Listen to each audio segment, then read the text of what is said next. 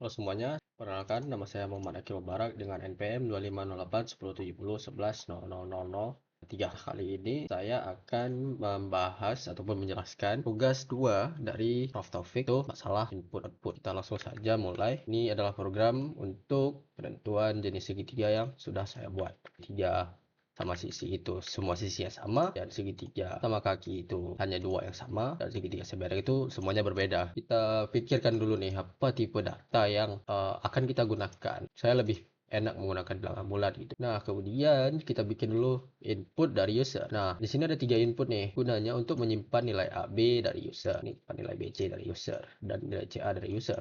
Misalnya nih kita run ya, kita compile dulu, this warning all. Nah, kita compile, apakah ada error? Oke, aman. Kemudian kita bisa run langsung jenis segitiga XY.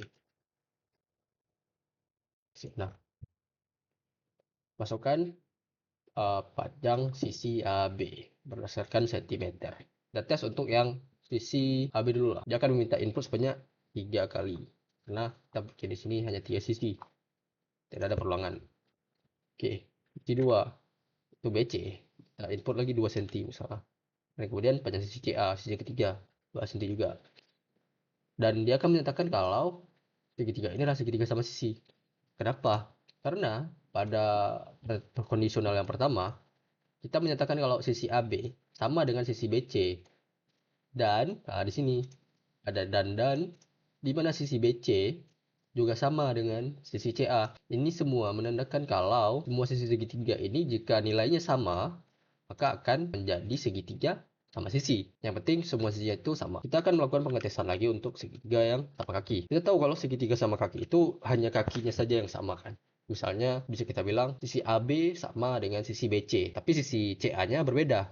Misalnya kita buat panjang sisi AB 2, panjang sisi BC 2, panjang sisi CA itu 3 misalnya.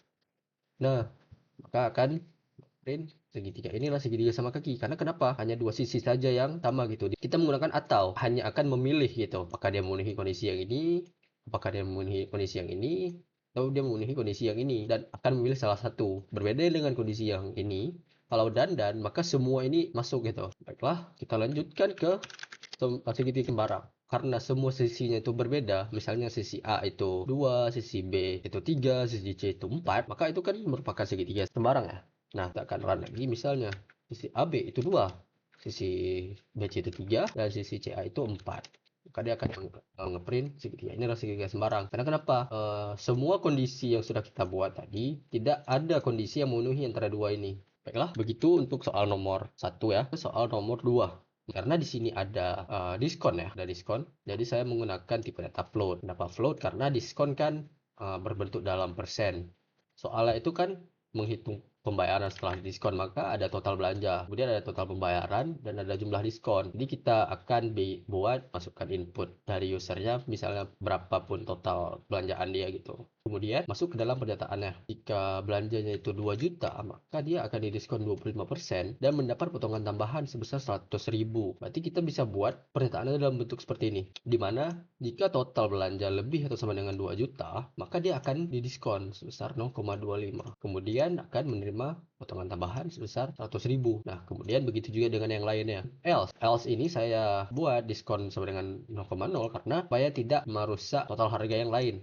Jika semua yang tidak masuk dalam kondisi ini, maka akan masuk dalam kondisi else. Diskon itu 0,0, tidak ada diskon sama sekali gitu. Karena untuk menghitung diskon itu kita harus mengalihkannya dulu dengan total belanja, maka kita akan memanggil kembali jumlah diskon ini. Nah, jumlah diskon sama dengan total belanja dikali dengan diskon. Setelah didapatkan hasil dari jumlah diskonnya, maka kita cari lagi total pembayarannya. Total pembayarannya ini juga seperti itu. Total belanja dari harga berapa nih total belanjaannya. Dikurang dengan jumlah diskon, dan dikurang dengan potongan tambahan jika belanjaannya itu lebih dari atau sama dengan 2 juta. Kita run aja ini.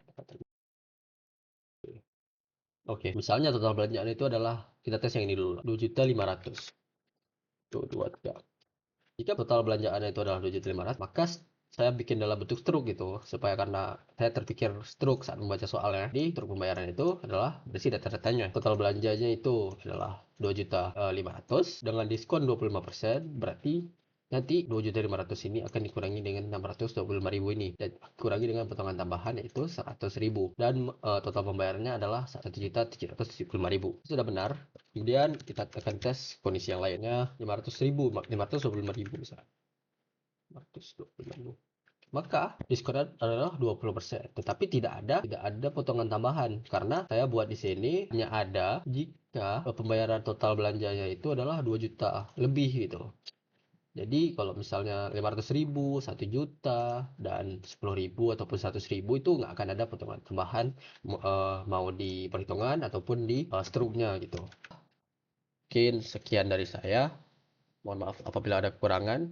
Saya akhiri. Wassalamualaikum warahmatullahi wabarakatuh.